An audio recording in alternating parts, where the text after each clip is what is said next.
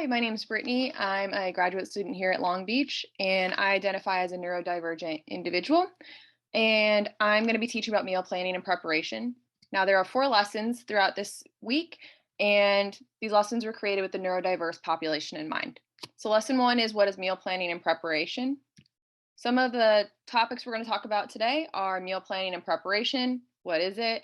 Describing different types of storage containers, understanding that there's different storage timelines for different types of food, signs of spoilage or rotten foods, and applying this lesson to today's cooking class, which is English muffins and salad. So meal planning and preparation is when you take one day out of your week and you either prep all the ingredients that you're going to cook throughout the week, or you make your meals on one day for the entire week. So you can prep your breakfast, lunch, and dinner, snacks, and even dessert if you wanted it. So you're saving time and money throughout the entire week, and this can also help you improve your overall health.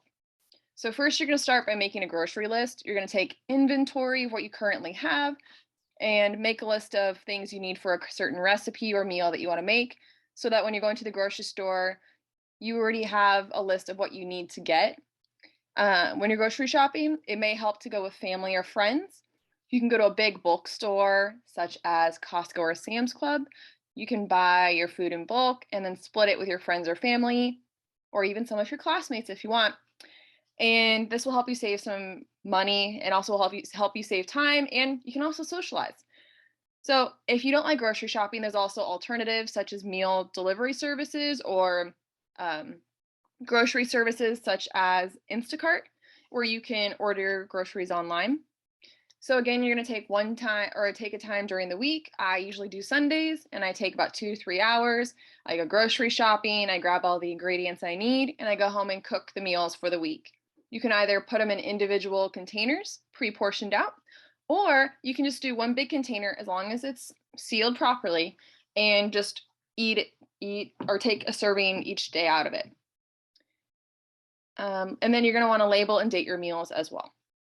So again, meal plan and preparation is really good at helping you save time, save money, and it's going to help you improve your overall nutrition because you're making the time to make more healthier foods. Some of the storage containers are plastic versus glass. So plastic containers are best for cold foods. They're going to take less space because they're easier to stack on top of each other. And if you're going to buy plastic ones, I would go for ones that say microwave safe in case you do choose to put it in the microwave to warm up your food. Glass containers, they're best for hot food. You can reheat things in the microwave, and these won't retain odors or colors as much as the plastic containers. I'm sure everyone has a container that is permanently stayed with pasta sauce and has a pink tint to it. Some other alternative containers include plastic resealable bags. If you're going to put it in the freezer, make sure you buy the ones that have the freezer safe on it. And you can also use takeaway containers such as the one on the right. Then as long as it has a airtight container and fits tightly, it's a great container to use. So the storages of different food, if you store the food properly, your food's going to last longer, and it's going to again save you time, or it's going to save you money in the long run. So when you store your food properly, you're going to prevent bacterial growth. The optimal temperature that bacteria likes to grow at and thrives at is 40 to 140 degrees Fahrenheit. It's also known as the temperature danger zone. So in order to prevent this, you want to refrigerate and properly store your food within 2 hours of being out. And you want to reheat your food to approximately 165 degrees Fahrenheit. And this can be done with like a food thermometer.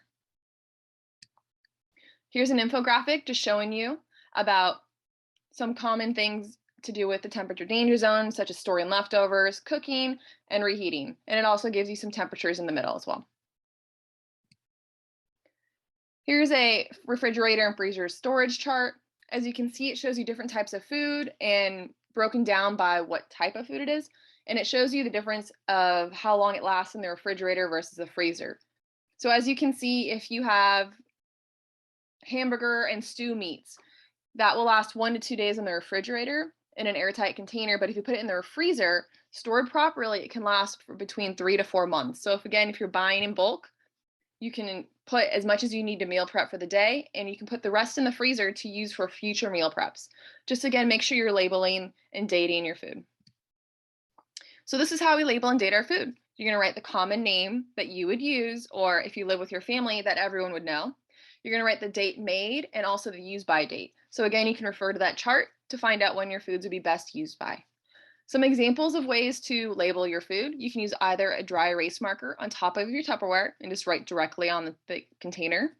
You can use a piece of tape and mark it up with a marker or pen.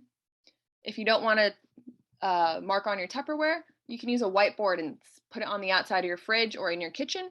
And this, you can write down the food that you have and currently the dates and the use by dates. And as well, you can also write it on the outside of plastic, reusable bags, or containers.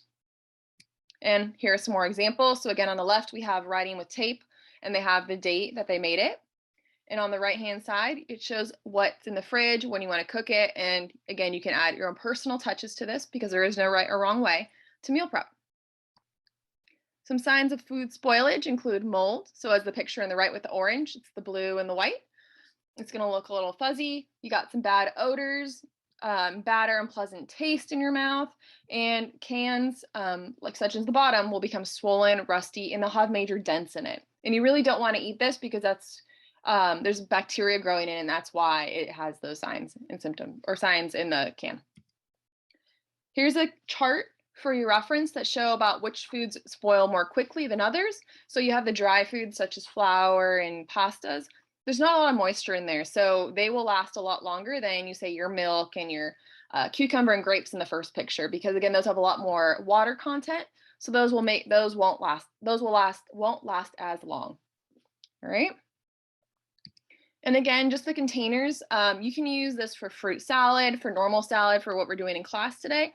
Mason jars are a great way to store, and they're also a lot smaller and taller, so you could put more in your refrigerator if you wanted. And these are a form of airtight containers. So this is just an example showing that there is no wrong way to store your food. It doesn't have to look pretty, but it can look pretty in like the mason jar. But there's no wrong way to meal prep here, and trial and error, you'll learn how to do this. And again, everyone is unique, so there's no wrong way to do this. And it's through experimentation, you'll learn how to do what works for you. So for English muffins today, we're gonna discuss in the lecture how you can prep it for the fridge and for the freezer, and how to enjoy them in class as well. For the salad, for the mason jar right here, you can either put fruit, you can put normal salad with vegetables, carrots, whatever you prefer. And you want to put the more soggy or the more wet vegetables at the bottom. And that will prevent your lettuce and your more crisp vegetables from being getting soggy if you put them near the top of the container. Well, thank you guys for listening. Please write down any questions or concerns you have, and we can talk about it in class. I look forward to meeting you all.